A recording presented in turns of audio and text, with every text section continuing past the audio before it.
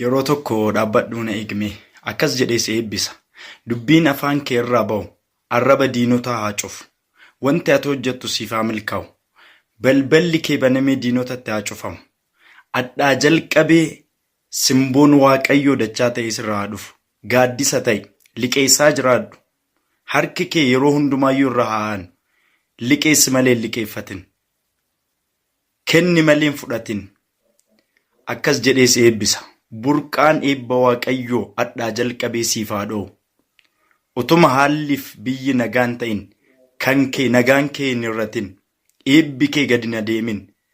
Waaqayyo iddooma ati sodaattee jirtu sanatti si haa milkeessu. Guyyaa kanaa jalqabee balballi eebba kee kan baname haa ta'u.